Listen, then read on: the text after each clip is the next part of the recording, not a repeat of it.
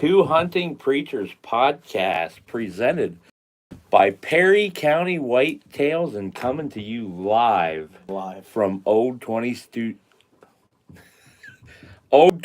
Studios here in beautiful Perry County, Pennsylvania. Oh man, Let's see if we can silence them phones, please. Perry County Whitetails just went live. You're one of the people watching. Well, Oh, okay. I see. Well, here we are again, back from the dead. We did not pass away or anything bad happened to us, although we have been absent from the airwaves yeah. quite a while. Wow. Not only is this live, but this is to prove that we are alive. Yeah. So. Yeah, what's going on? Oh, Tuesday night. Yep. So anyway, there's a little peek there, something laying on the table. Kyle's coming in flush with all of the bragging rights tonight. Yeah. He said that's normal for him, but I don't know. So we're going to do a little bit of a recap tonight of our 2023 hunting season so far, which we only have one season left, and that is the late flintlock season, which comes in after Christmas. So anyway, that's when I will probably see all the deer, but the gun won't go off. So that's usually the way that goes in flintlock season. Pennsylvania tradition. Yeah. The deer stand there and look at you at 40 yards, but you can't get the gun to go off. Yeah. Anyway. So we have a lot of catching up to do here on this podcast. I believe it was September 28th, 29th, somewhere in there. Since our last podcast. Wow. You were just getting ready to go.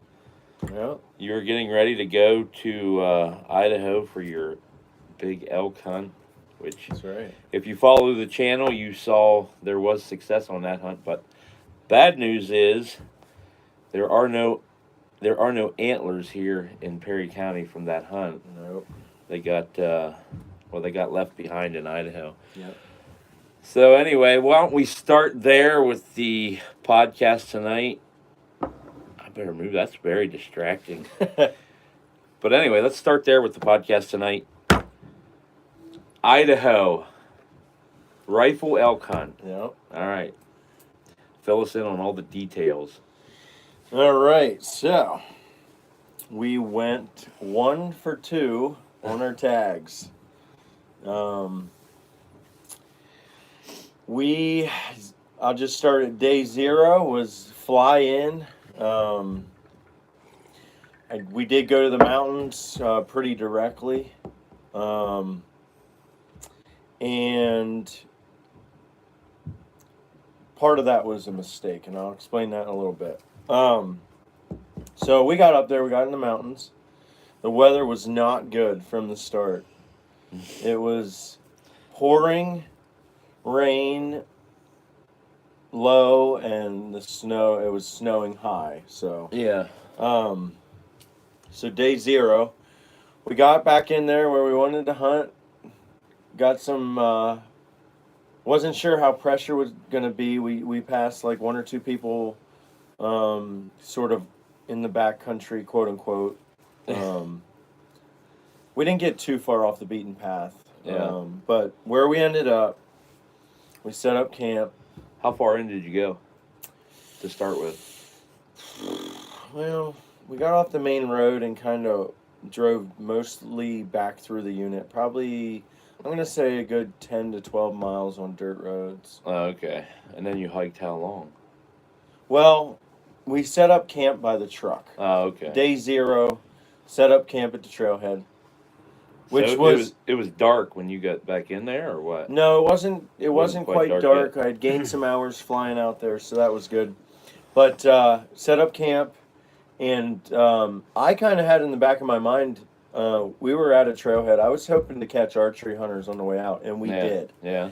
And we actually got some good intel. These guys were, they had filled an elk tag or 2. There was 3 of them. I think I think one had an elk tag remaining.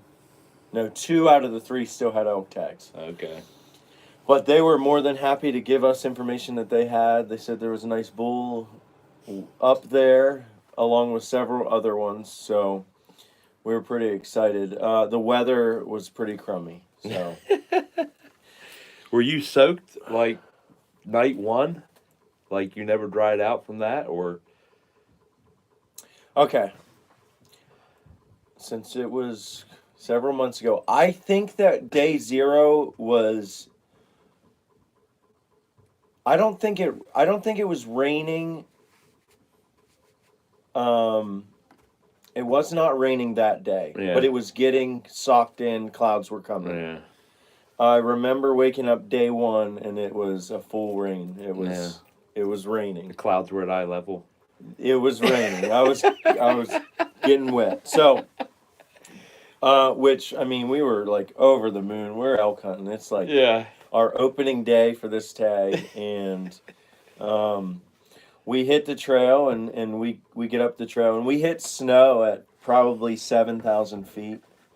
I can remember me and Joe. We were excited. We were jacked. We were like, and it was just breaking day, and when we got to snow level, and we were like, this is like exactly how we wanted it to be. This is like elk hunting dream. So we thought. Yeah. So we thought. So we were like super excited, and we got up the trail.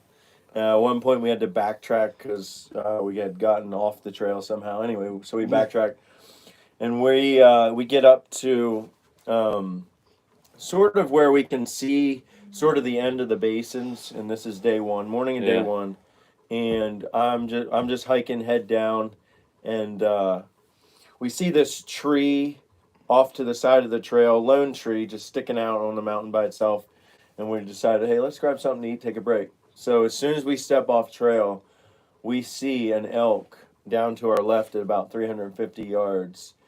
And at first, we could tell we bumped him, and he trotted up, and then he was looking at us just straight broadside. Oh, man. Just like, hey, It was here a I bull? am. It was a bull. Here I am, morning of day 1. You know what I mean? He's staring at us. So we glass him up, and he wasn't really what we were looking for on day 1. Oh, man. So we just watched him, and he knew something was up, and he ran up the mountain and up into the basin. So, I mean, it's snowing. We're seeing an elk already, you know. Yeah. So you're thinking that there's going to be an elk around every tree now. Yep. So we stop and we sit down and we just get out some snacks, drink some coffee, and I glass up another bull in the farther basin that I can see up the mountain. I'm like, there's another one. And now this one looked, it was far enough away I couldn't really tell with antlers, and it was snowing and there was snow behind him. Yeah. But I saw him with like 2 cows, and just body-wise, he looked better. He looked like a better bull. So we were like, man, we're going to take our time and go up in there and try to glass him up, get closer. He wasn't in range, so we ended up doing that. And from the point of leaving under that tree to getting up to that next basin, I believe Joe's boots were just, at that point, they were just totally wet, and his feet were starting to get cold and frozen. Oh, okay. Yeah. So we get to the edge of this basin, and we can't find any elk in it. And we're looking around. The far edge of it's probably 400 yards, and we're looking around like, where did these elk go? Yeah. And we broke out the calls for the first time, morning of day 1. Yeah. No response, silent. Didn't find any elk. Well, meanwhile, day 1, the weather just keeps coming. It's just wet snow, wet snow. Yeah. So we're like, all right, and we're losing visibility. We're not able to glass that much, and so we're like, man, this is getting a little tough. Like, like we're wet, and this is like what temperature is it out? I would say low 40s, high 30s, maybe. Okay. And raining, or is it snowing at that? Well, we're up above the snow Oh, okay. line. Okay. So 30s up there, 40s lower. And so we're like, man, this is getting a little rough to be hunting in. And we find a bigger tree, and at that point we're both completely soaked and starting to get really cold. So we're like, all right, we're just gonna build a fire and hunt this evening. They were calling for weather, but they weren't calling for like weather continuously all day, all night. Yeah. A little bit of a sneak peek. They were wrong, but so we built a fire. Day one we built a fire. Yeah. And we put up a tarp. We tried to build a fire at the edge of it, and we just tried to dry out all our clothes and get ready for the evening. Well, that turned into a battle we weren't quite prepared for. We could not get dry. It was just too wet. We did get a fire going. We had to have our clothes so close to it. I remember Joe burned up a pair of socks, having them too close to the fire. Oh man. So anyway, I hope they weren't those $28 Darn Tough socks. no, we would have had to have a service to bury them things. Yeah. If any of you out there are looking for a good pair of socks, Darn Tough socks. Free plug. Yeah. So, Krabby Bill checking in. Hey, Krabby Bill. Krabby Bill. Joe Harwood said he's so humble. Probably in reference to your Hi, Joe. all the bragging rights. Oh man, thanks for tuning in. So I'm sure you're reliving this with me here. So we sit under this tree for several hours, and we could not get our stuff dry. We were being dripped on from the tree. It worked so much better on the video that QU produced and put out. Yeah, sure does. And we had plans to hunt that evening, and we got a break in the weather, and it was like, wow, we're like, it's opening up a little bit. All right, Joe, we could have an evening hunt. Well, we proceeded to clean everything up and walk out from under this tree, and it just started raining again. Yeah. At one point, Joe has this little shelter that it's an emergency shelter that two people can get in if we would put it over both of us, and we kind of spread out a little bit, and we sit straight down. Oh, and it's okay. like Yeah. an insulation rain barrier. Yeah. I was like, grab that thing. Let's wait this thing out, because I had cell service on top of these mountains. Yeah. I don't know if there is backcountry anymore, because everywhere I went had cell service at the top. Yeah, I was getting Marco Polos. So we tried that, and it was comical. It was comical. So we hiked back down the mountain, and that's day one. We saw 2 elk. No shots. We passed up the first elk. Yeah. But the main story is we just got soaked. We got soaked, and it proceeded to rain all night. Took you 13 minutes to tell everybody you got soaked. Oh, sorry. Yeah, this could be. All right. Day two. So we're at Monday morning. It's raining. How'd you sleep that night all wet? Did your sleep system work? Yeah, I had a rain fly on the tent. I had all of my sleeping gear down at we kept the tents and everything down at the truck. Yeah. Because we had this good trail we could go in and out on. But we decided, I woke up that morning, I can remember we woke up super early. It's like 3 or 4 in the morning, and we're both up. Because, I mean, it sounds like there's a road the whole way up to this thing, and we can just go to the top of the mountain. We don't have to hike up this morning. You know, and those guys had told us there was a place to park up there. So we do that. On day 2, it starts to clear out, and we go to the top of the mountain, and it's snowy, but maybe like 6 inches. Yeah. So we start heading out on this trail, and long story short, we ended up in about 18 inches of snow at 9,500 feet, and we are attempting to hike 18 inches? And the Onyx curse of, that's only a mile. Yeah. we were 4 or 5 hours into this hike. This and 1 it mile was hike. farther. It was much farther than a mile. Yeah. So we ended up day 2. We had camp on our back. We had packed up camp in the morning. Day 2, we went down. Joe had some intel in the area. We went down to a place that we called Sheep Camp, and we set up a camp. And it was about 8,000 feet, and it was far enough below the snow line, so there wasn't snow there.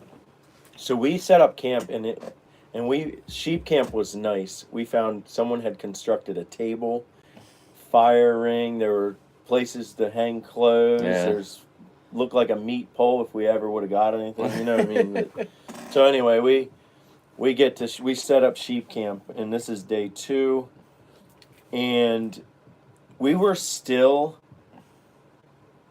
Our batteries were ready to go. We still wanted to be hunting, and I think that evening was about the best chance we had had so far. But we were both whooped. We were like, we've been wet for about 24 hours now. Yeah. And fighting the elements. And we were both, well, we're not going to sit in camp over evening. Let's just not go far from camp and just spread out. So that's what we did. We spread out, and I trudged up the mountain, and I was very much almost, and I hate to say it, I'm embarrassed to say it, I was like... Look at the camera and say it. I was to my breaking point of like... On day 2! I cannot believe... Oh, man! I cannot believe this is this hard this time. Like, that extra cold, wet factor is like a drain. I believe it. And so anyway, I trudged up the mountain, and I got to where I had saw those elk of the first morning. But I was on the opposite side. I was coming in from the opposite side of that basin, and it took me a good hour to hike from camp. It was probably about 1,000 feet, 1,200 feet from up. Took me about an hour and a half. And just as I crested that and went to look into that basin, I heard my first bugle. Yeah. And I was like, I was having a conversation with the Lord. Some call it praying, but I definitely was like, I was in a difficult headspace going up that mountain because I was so excited for this hunt, and I was just getting my butt handed to me. Yeah, you were pretty excited when you left here. Yeah, so I heard that bugle, and I basically said, well, Lord, I don't care what that thing looks like. I'm shooting it. What's this 350 class bull? What? You've heard my prayers. So, I see this thing, and it is the raghorn of all raghorns. It might have had looked like a spike on one side, maybe with one branch coming off of it, and the other side didn't look much better. And I said, well, this is our meat bull, because I am shooting this thing if I get a chance. So I kind of dropped down to my knees and crept up to shoot this thing, and that's when the bull I shot made its fatal mistake. It bugled, and I said, oh, and I was watching this other one, and I said, there's another bull in here. There's 2 bulls here. Yeah. And as I crept up to look at the other bull, that one lone cow that was in that basin was just standing point staring at me. Man, bird dogging you. So I knew something wasn't right. Yeah, and I was creeping through a little bit of a burn. So I didn't have much cover, but I had some cover. And I crept up and I stopped, and I let her look at me for about 60 seconds. She looked away for about 2 seconds, and I crept up again, and she looked right back at me, and I just kind of scooted on my butt up, and I had the bull. I propped my knees up and put the gun across my knees. Yeah. I got that sucker in the crosshairs, and I did the biggest trigger pull flinch of my life. Praise the Lord, the safety was on. Forgot to take the safety off. And I said to myself, well, let's not try to do that again. So I clicked the safety off. And it was probably good, though. You Yeah. probably would have missed. Oh yeah. Oh yeah. I am not a good rifle shot. I've said that on here before. But anyway, so pull the trigger the second time, boom, and he drops like immediately. And he's on a steep angle, Yeah. and he drops, and he just starts kicking and sliding down the mountain. Yeah. So I filled my tag on the evening of day 2. And it was A small 6x6. 6x6. Yeah. Way to go. Yeah. Yeah. And then And then the pack out. And then in a moment of irony, it started to rain and snow on me. Yeah. And I can remember I laughed out loud because I was like, "You got to be kidding me!" And I said, "Well, it's only right that it would start raining again." So it took a follow-up few shots to kill this thing, and at one point I heard another gunshot. Later to find out Joe had taken about a 500-yard shot at an elk, but didn't hit it. And we had these worked out these signals that, hey, if I shoot and then I kill something, I'll shoot again like 5 minutes later. Well, since it took me 4 rounds to kill this elk, so I'm sure he was quite confused with all the shooting that was happening. But anyway, eventually he found me, and we proceeded to pack that elk out. Eventually the elk gave up. I give up. Quit shooting. Yeah. Yeah, all right, I'll die. So, yeah, man. First tag punch, day 2, evening. Yeah. Meat bull. 30-06 Browning Yeah. from my arsenal. I told him, I gave him the gun to hunt with. I said, I can't go out there and hunt it, but at least I can send the gun along to shoot it. So Yeah. it worked out. Got the job done. The old Norma Bond strike. Yep. So that was pretty cool. That was awesome. Yeah. Meanwhile, in Pennsylvania, so I was hunting the lease at that point, and some of you may be wondering, what happened to the lease. And that's another story, which I have to tell at some point. yeah. I'm not sure if I'm quite ready to tell that story yet. But the lease has been, as of now, the lease is canceled. But anyway, so I was hunting the lease the first 3 weekends, the first 3 weeks of archery season. I saw 2 deer on that lease. One was a nice 9-point. The other one was a doe that I jumped walking in.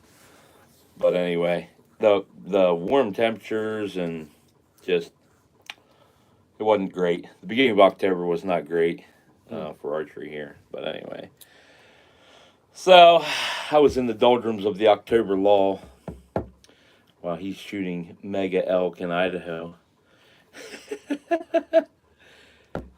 And then he proceeds to pack it all into suitcases and check his bags.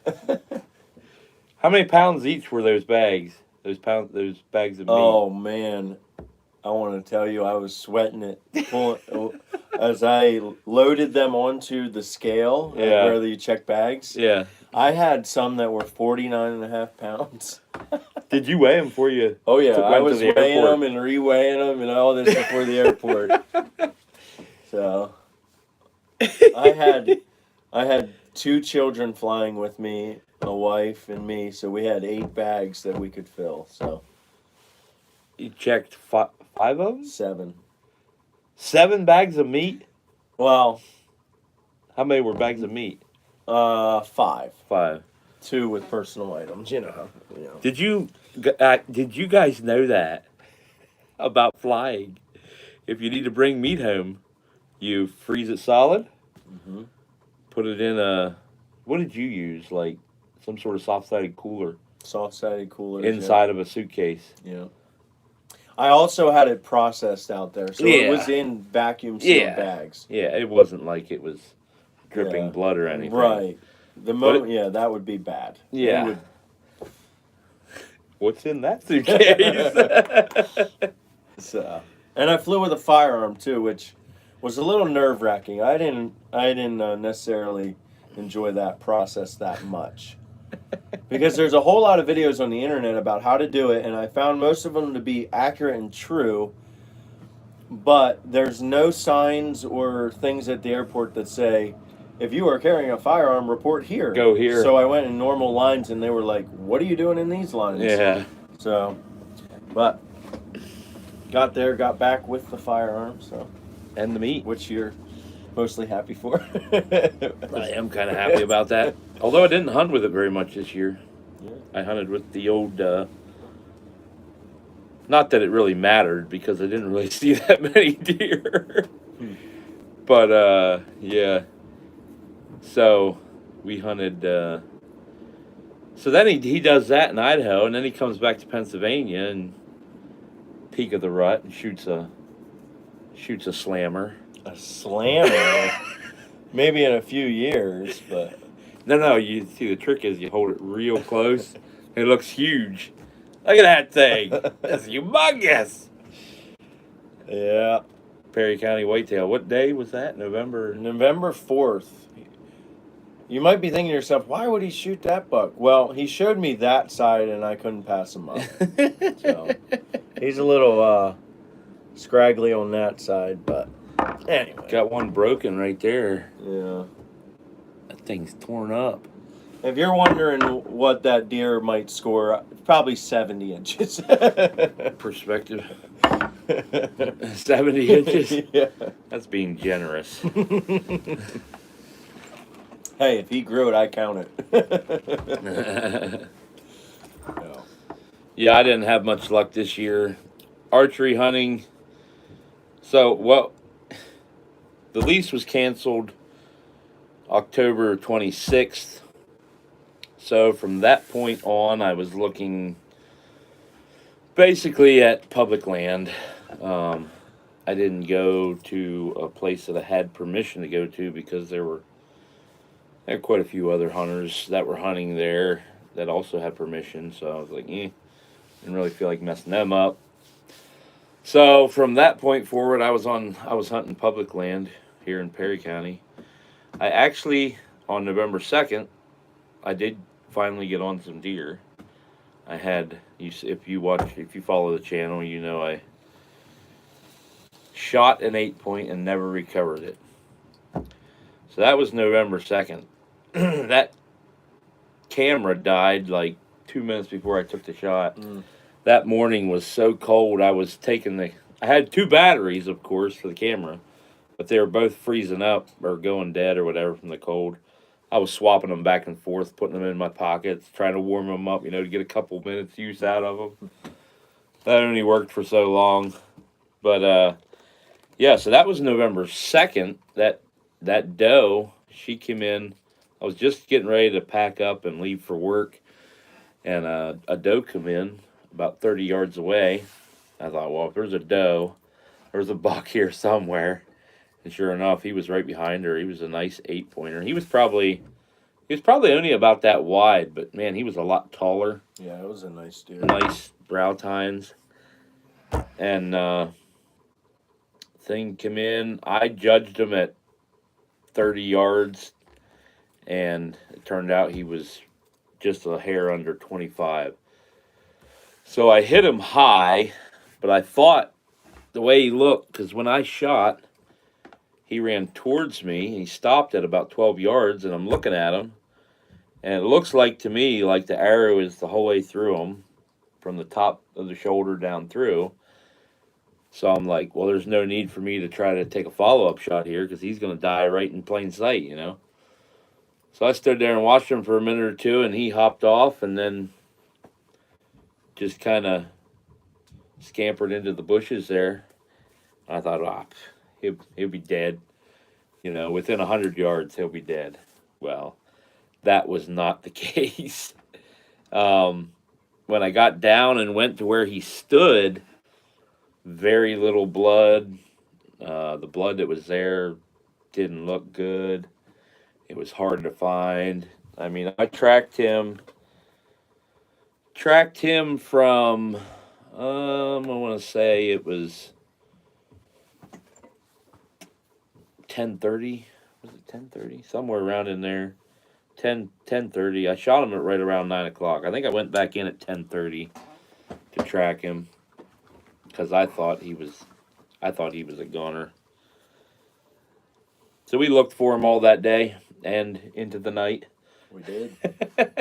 We even called out some of the young men, Kurt and his son, and both of my boys, older boys, Kyle, and we grid searched and beat our brains out. Never found that deer. Ironically, on Sunday morning, was it Sunday? Yeah, Sunday morning, I got a picture on my cell cam. I put my cell cam down there where I had shot that thing. I got a picture of a buck that had shed. It was a shed buck, and it looked. The picture of him is facing away from the camera, so you can't really see his sides, but he looked all beat up. And this buck that I shot, in the footage, you can see these tufts of hair sticking up right in front of his rear haunches. And that picture I got on Sunday, that the deer looked the same way. So I don't know if he survived. Maybe next year.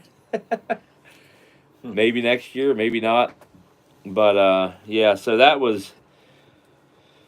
I ended up blowing a day of vacation at work, which was it stinks so bad, especially if you don't get the deer. It's like feels like such a waste. I don't know if anybody can identify with that, but yeah, never found him. I continued to hunt. I hunted that spot one more time, and I got some footage of a buck that I thought might have looked like him, but I wasn't sure, and just never had another encounter with him. And matter of fact, that is the only buck. Yeah, well, I saw a buck up on the lease, and I saw him. Those two buck are the only ones that I saw this year. I don't know what everybody's experience has been in Pennsylvania this year, but very few deer sightings for me this year. I don't know if I don't think the population is down. I mean, judging by how many deer you see hit on the highway. Yeah.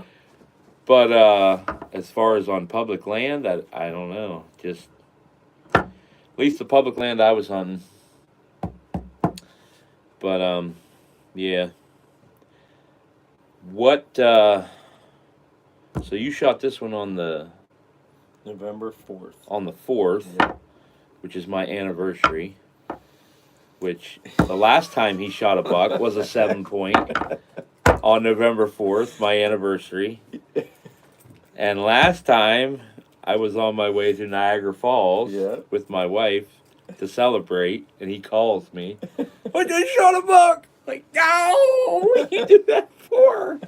I couldn't be there. And then this time I had the teens from the church on a field trip up at Penn's Cave. And I get a polo. Oh, he just smashed it. I'm like, oh. Yeah. Every time he shoots a buck, I'm like out of commission. I can't come help or anything. Yeah, or an elk. Yeah. What's the deal, kind of man? Friend are you? I don't know. Oh yeah. Yeah, I shot this buck at 10:45 in the morning. He was actually there were a lot of pheasant hunters around. I couldn't believe it. This buck was coming in, and people were shooting at least at something up in the fields, and he kind of stopped and stared that direction, and then kind of meandered towards me. So yeah, I don't know how much that actually affects him, because I've been in the woods when it, like, opening day of turkey season, and they're shooting around, like people are shooting shotguns, shooting at turkeys or whatever. I'm talking about in the fall, and I've seen deer, and it didn't seem to really. Yeah. Like, I don't know. I don't know if they know that they're not the ones getting hunted, or I don't know.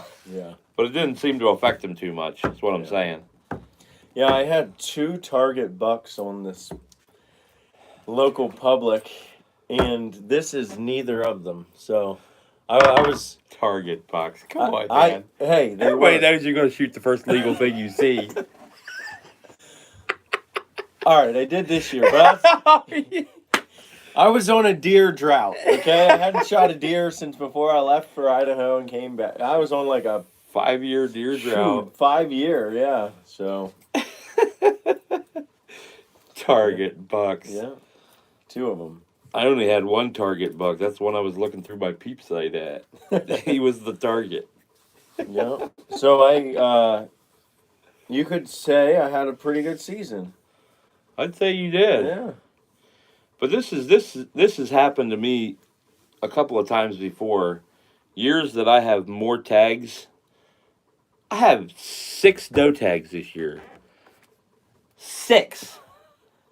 6 doe tags. And a buck tag. Yeah. I get nothing.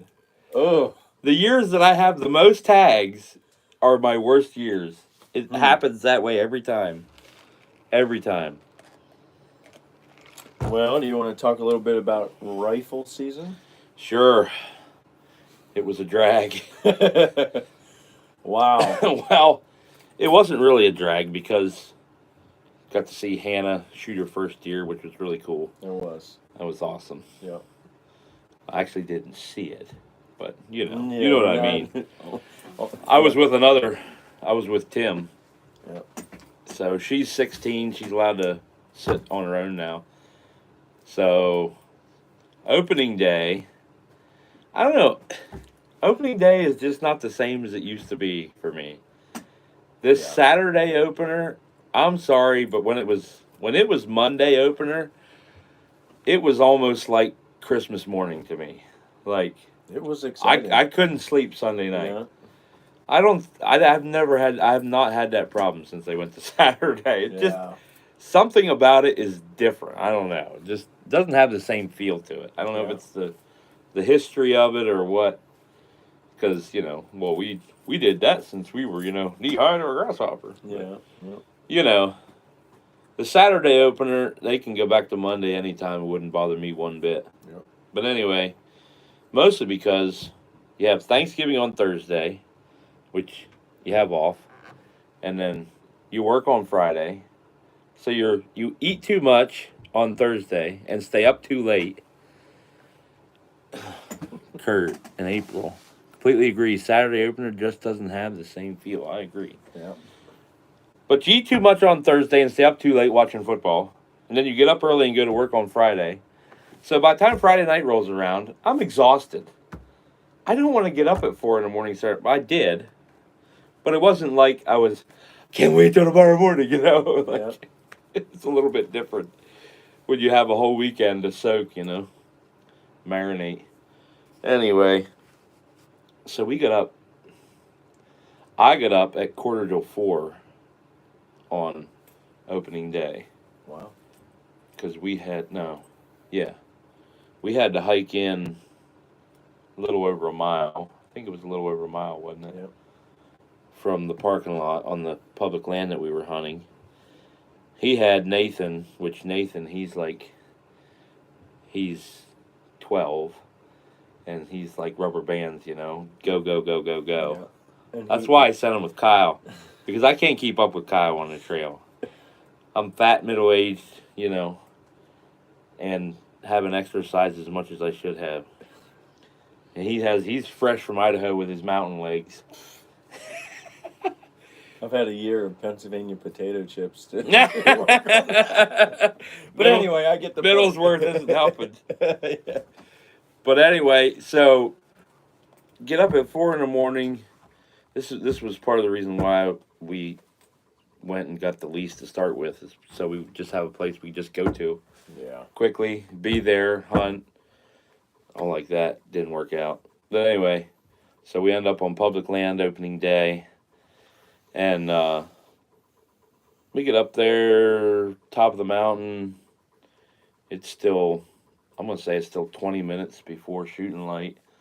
Whenever I get up there, put Hannah in a spot, and me and Tim went up to a spot, sat. And opening day was cold. Yes, it was. As I recall. freezing cold. It was. If it had been windy, it would have been miserable. Yeah. I still remember my first opening day. It was so windy. It was. Anyway, not a whole lot of shooting. I didn't hear a whole lot. I don't know if I heard a shot on that public land until Hannah shot. None of it was close. None of it was real close. Which is the opposite of how it was last year. On the same public land. Yeah. On the same one. Yeah. So, I didn't see anything in opening morning. You guys saw what? What did you see? Me and Nathan were down over the hill. We were hunting the border of public and private, and we could see onto the private a nice little ridge bench little thing. And Nathan says, "I see a deer." I'm like, "Oh, where?" And he said, "Over there." And then he was kind of like, "Yeah, I see it. I can't see it. I see it. I can't see it." So I wasn't getting real excited. Yeah. And then he said he thought it was a buck. In his words, he said, "A big buck." Yeah. So I was like, "Oh, okay." They all look big. Yeah. That age. So eventually, he was right. There was a buck. Would have been a nice first buck for a young man out there on his first season. It was on the private, and we basically watched it work across the ridge we could see on private and work around the corner. Yeah. And that was 20 minutes after shooting light. Yeah. So we had some excitement, but at the same time, I don't know if I would take a new hunter to hunt so close to private, because that's like a bittersweet thing to be like, yes, we see a deer. Yeah. No, we cannot shoot it. So anyway. You were playing Randy Newberg. Yeah, we're trying. That great advocate for public land hunting. Every one of his videos, he's 10 feet from private. Yeah. Anyway, that's just a pet peeve of mine. Yes, sir. Great season this year. By far my best.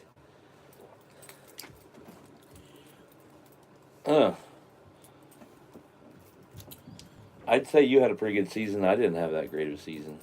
Yeah.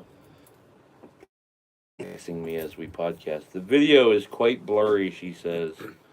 What was that good season there? Who had said that? Chasing dreams outdoors. My best. Yeah. What'd you shoot? Yeah. What did you shoot?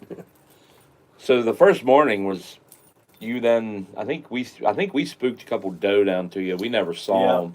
They came down the mountain from where we were, down past them. Yeah, and they came full speed down the mountain. So I think when you guys got up to meet up, because I mean, like you said, it was cold, so all of us were. That was around 10, I think, in the morning. Yeah. And then, so we regrouped and ate some. Cow had enough food in his pack to feed a small army. Two are fun to listen to. No bias there. Or anything. No bias. Ate some delicious food. Man, we had this pizza Becca made with jalapeno peppers on it. That stuff was so hot. So hot. You forgot about being cold? Yeah, it was melting my earwax, man. So anyway, I had a piece of that. That was, come on, man, really? I just thought maybe it'd be a better way. All right. Yeah, maybe you were right. This guy. So we go to the top of the mountain. We walked a little ways down and farther out the mountain, and said, well, let's just set up across here. You guys went off the one side, and me and Tim went off the other. I got a 8 point, 17.5 inches wide in Louisville. Oh. These messages only appear for so long.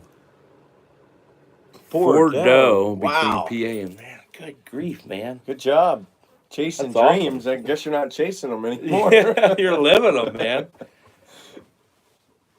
4 doe. Well, I have 6 doe tags, but all of them are unfilled. Yeah, and I have 3 unfilled. Yeah. I'm trying to think if I passed any doe. I did actually. Yes. Yeah. Yeah. So we went to the top of the mountain. Kyle and Nate go off one side, and me and Tim go off another, and we kind of parked Hannah in the middle there between us. And we'll just sit and see if anything moves. Well, it wasn't long. It might have been 45 minutes after we had split up. Me and Tim are sitting there here. Like, my hearing ain't the greatest. I said, did that come from Hannah's direction? I said to Tim, I think so. And then right away I get a polo from Kyle. Did you shoot? Well, it must have been Hannah. So me and Tim got our stuff together and went over there to where she was. And there was up there on top of that mountain. There must have been either a straight line wind or a tornado that came through there this summer, because there are just big trees that are just uprooted all over the place. Yep. Up there on top. Well, she had found one of them that had fallen down, and she got up in it where the tree wide, so she could sit and prop her feet up. She had a nice little setup there, and she was up off the ground probably, I don't know, 6 or 8 feet up off the ground where she was sitting, so she could see around really good. But she said those doe, which was weird to me. Like opening day, she said they were just feeding and walking slow. I'm like, really? Wow. They didn't know it was opening day apparently. But man, I can remember times you would see a lot of deer, but they're going 120 mile an hour, Yeah. But yeah, these deer were just feeding through slowly, and they worked almost the whole way around her. She was patient, and let them come around to the lead doe there, stopped in an opening, was eating. She shoots a 410, which I bought her when she started hunting when she was 12. A 410 with slugs. And, I had never shot a 410 at a deer.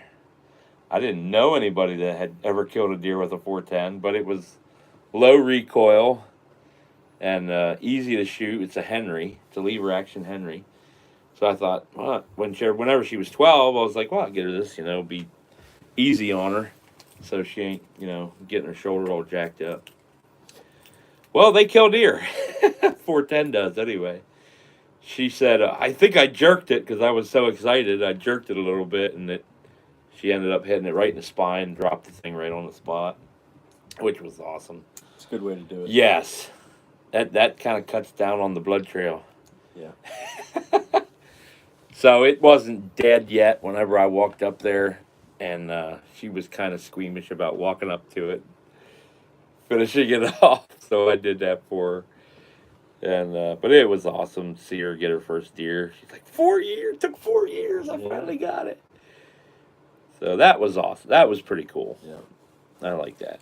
But, Yeah, and in that whole process, me and Nate, the junior hunter I was sitting with, at some point you had said there's jump too. Or whenever I went over to see if she had shot, I saw 2 doe that apparently were with the one that she shot. I had them in a scope, but they were in a direction to where I was like, I'm not sure exactly where she's sitting. So I just didn't feel comfortable taking a shot like that, so I let them go. Ended up coming down past you. Yeah. So we were kind of on the lookout. It was actually a pretty cool situation because I was like, all right, Nate, get ready. They say there's 2. Yeah.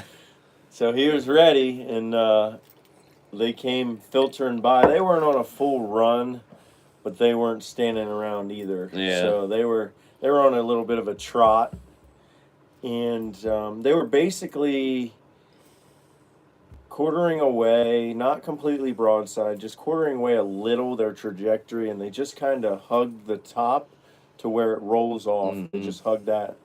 But they had to jump over deadfall and stuff, and I said to Nate, I said, all right, watch where the first one goes, and most likely the second one's going to follow right through there, too. Yeah. So he kind of picked out a spot. First one went through, and the second one was coming through, and I said shoot, and he pulled the trigger and bang, and he looked back and he said, I don't think I hit it. And I said, oh, well, who knows? I said, I think he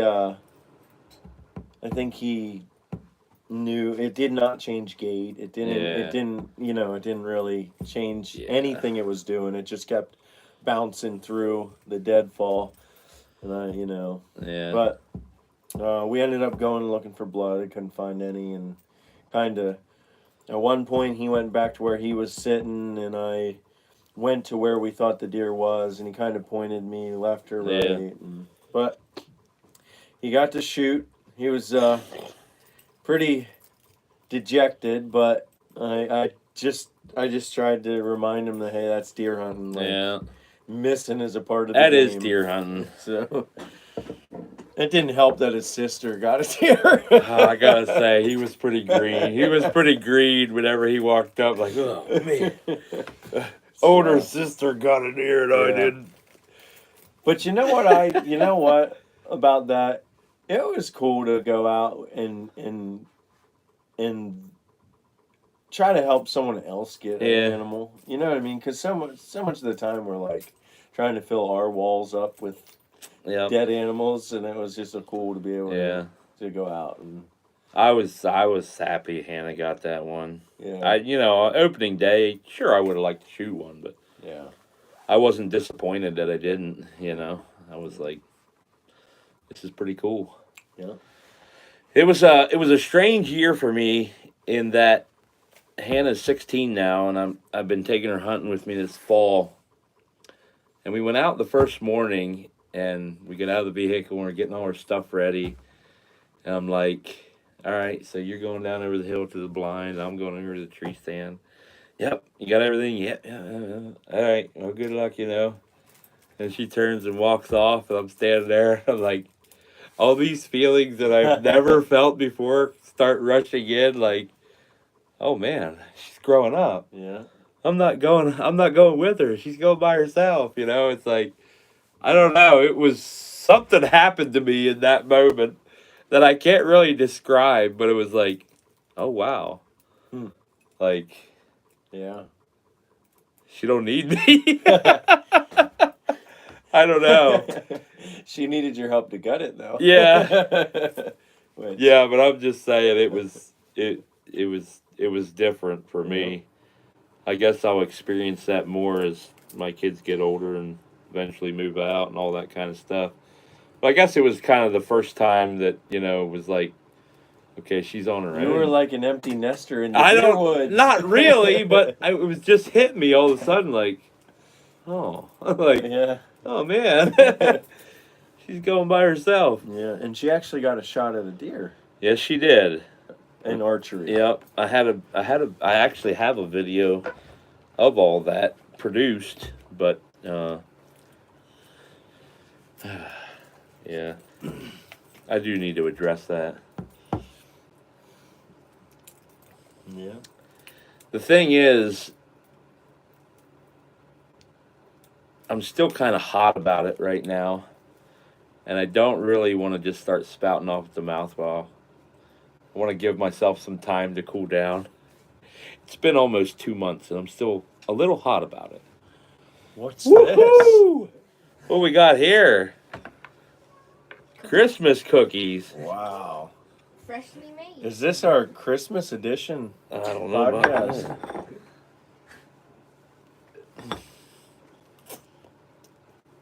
That's about my least favorite Christmas cookie right there. That's wonderful. I know, I'm a Scrooge.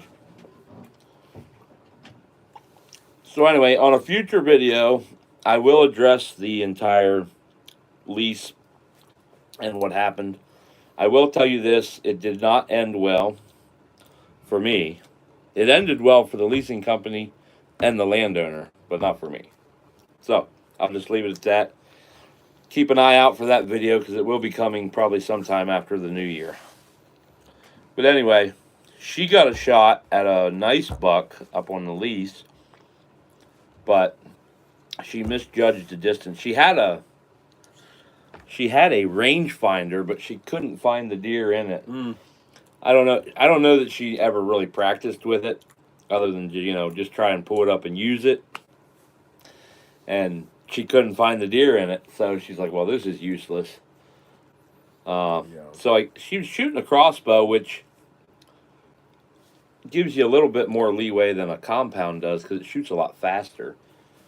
But she ended up shooting underneath of it, and does this say who's here?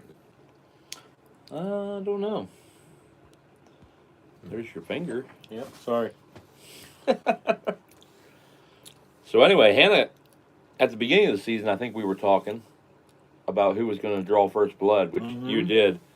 But Hannah really got most of the action this year. A lot of the action.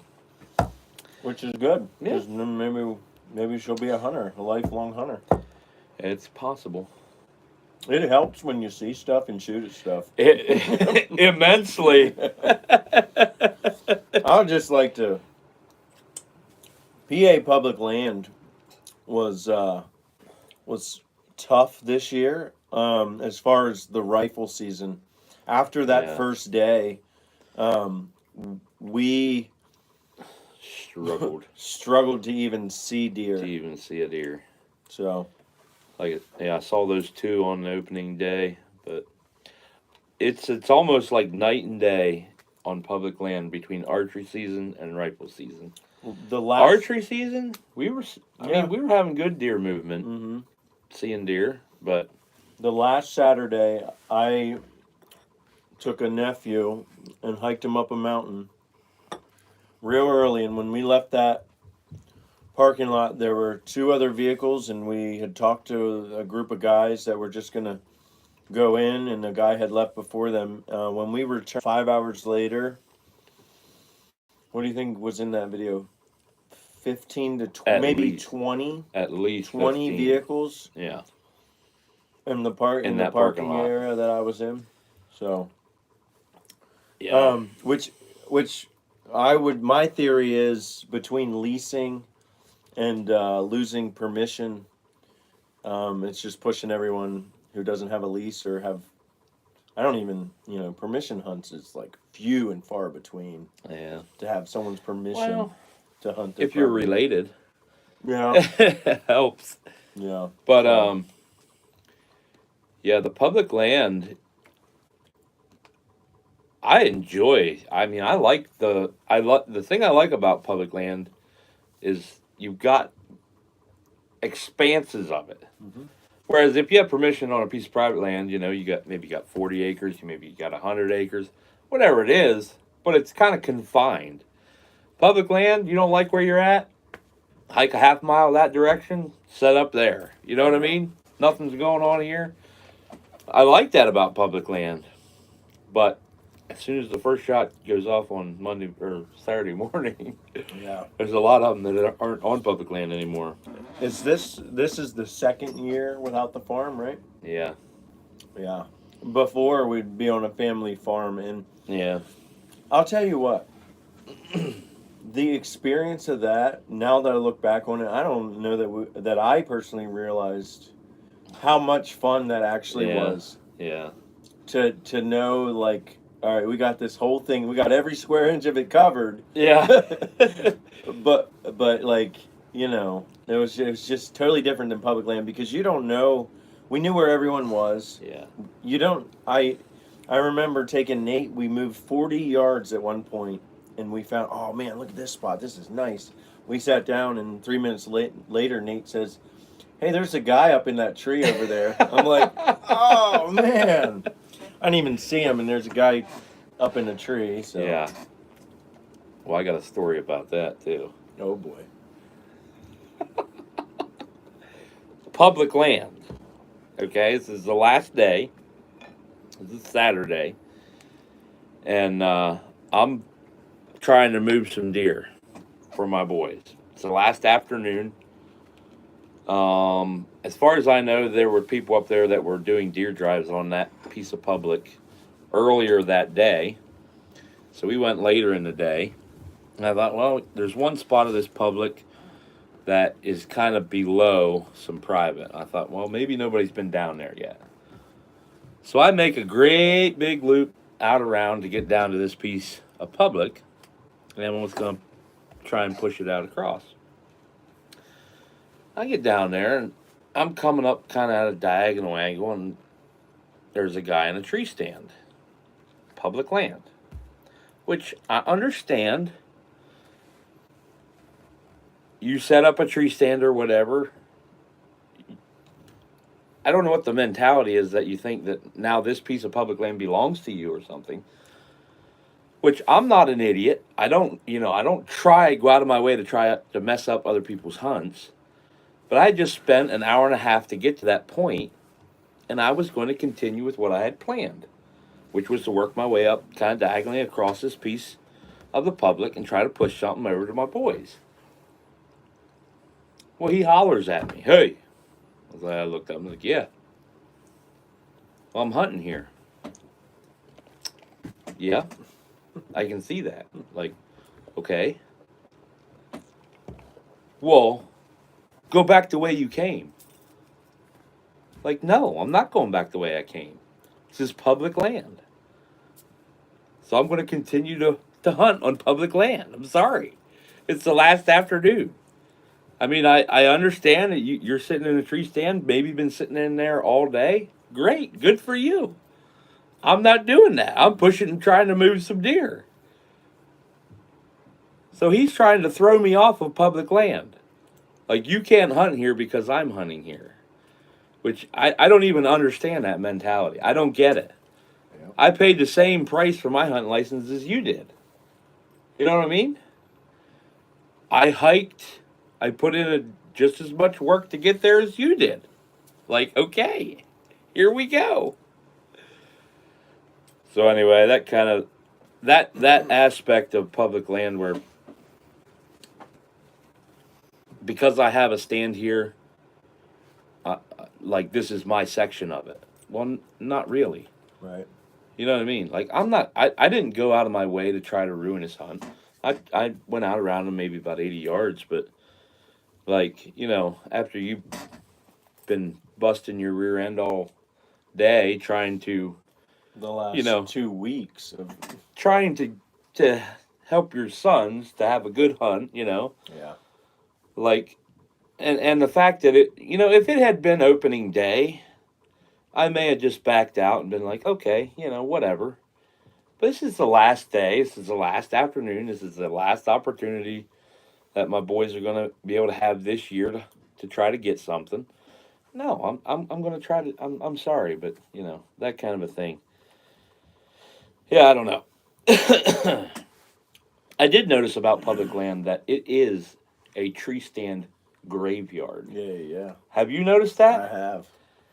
Everywhere you go. and it's literally like a graveyard. There's like a tree stand from every generation. Yeah, you got the wooden ones that have fallen down. Yeah. You got the ladder stands that have fallen down.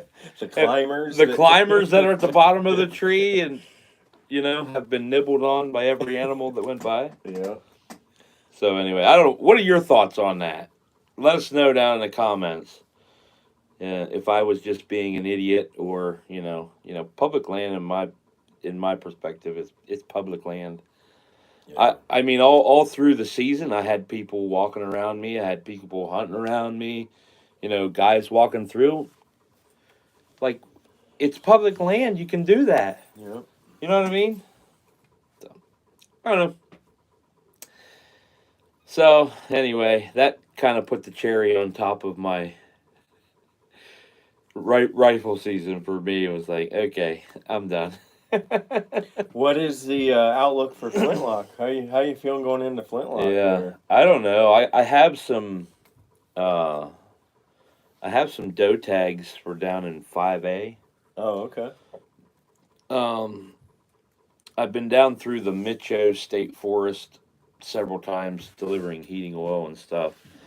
And I kind of marked out some spots that I drove through that were like, I think I need to come back here in Flintlock just to see if something I want to hunt or not. So I do have, I still have my buck tag. I have 3 doe tags for down there too. Wow. I have to break out my semi-automatic muzzleloader. Are they sold out down there? I don't know. That I don't know. So I am planning at least once to go down there to the Mitcho State Forest and hunt that. Have a couple spots marked that I want to go investigate. But, once again, the deer densities, I think, on public are pretty low. So, might as well just plan on, you're going to put some miles in to see some deer. Yeah. But that's my plan so far for Flintlock. I'm sure we'll get into couple of Flintlock deer drives here. Yeah.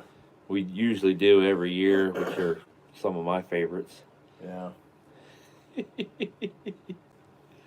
Are you going out this year with the Flintlock, or are you done? No, I plan to. Yeah. I don't have a Flintlock. I'll have to. Well, I'll have to ask Kurt. Maybe he'll let me use one. That's just. I meant to get one too. It's just. I don't know. Speaking of Flintlocks, did you hear about that Western famed Flintlock hunter? Yeah, I heard Johnny Moonwalker, the Flintlock king. There was all kind of social media buzz about his successes this year. Wow. With Kurt says I sold my extras. Sorry. Hey, I offered to buy it if you were. Sold it right from under you. Yeah, it was cheaper to borrow it though. Johnny Moonwalker shot a mule deer. Mm-hmm. And what else? Pronghorn. A pronghorn with his. Is it a Kibler? I think it's a Kibler. He can. I'm not sure. I think it's a Kibler. If I remember right, that was the social media that I saw. They had posted, I think, his pictures. Oh, okay. From him shooting those. I've never really took a deep dive into the Flintlock thing. I mean, I know how to use one, and I have had a couple conversations with Brian Kaufman. I don't know if you know him on YouTube. Yeah, I had never even considered or known anyone to hunt Flintlock until I met you guys. Yeah. I was going to get up there and spend a little time with him and learn some things about the Flintlock, but you know how hunting season goes. Yeah, it's sort of why we've been on hiatus. Yeah, every spare minute you have, you're like, let's go to the woods. Yeah. But anyway, yeah, I do want to get up there and talk to him, sit down and talk to him some about it. 'Cause if you have never checked out his channel, it's just Brian Kaufman. Search Brian Kaufman. He does a lot of Flintlock hunting. He's built a couple of Flintlocks, which are really cool too, but he's done some interviews also with guys that build Flintlocks. Some of them are pretty interesting. But yeah, I think it's Kibler. The Keebler elf that builds long rifles. So Johnny Moonwalker, he got a pronghorn and a mule deer with his. Yep. Man, I never could hit the broadside of a barn with a Flintlock. I shot that doe, remember? But we couldn't find it. Remember? When was that? Oh, remember that year? It was like New Year's Day, and it was like 0 degrees, and we went to that real little piece of public that we hunt on sometimes that we won't disclose on YouTube. But remember, and you found the tiniest little piece of bone and with blood on it. Yeah, I do remember that now. Yeah. It's hard to actually kill and recover unless you're Johnny Moonwalker. Then then you're just slaying them. 69 minutes. We probably had to wrap this thing up. Yeah, a bunch of hot air. Whole lot of hot air going on in here. But yeah, that's where we've been. That's where we've been. Just chasing these things around.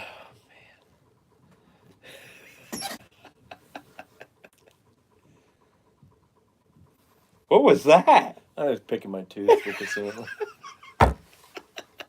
You can't eat them, but you can pick your teeth and stir the chili.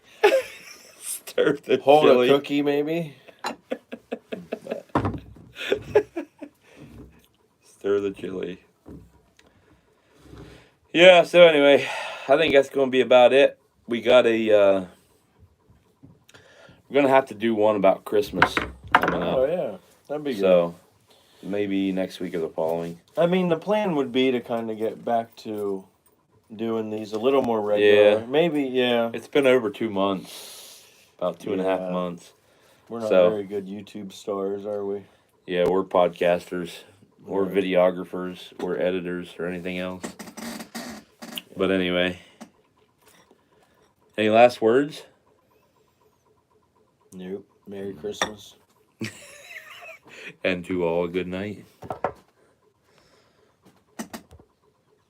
How do you end it? That's a good question. How do you end it?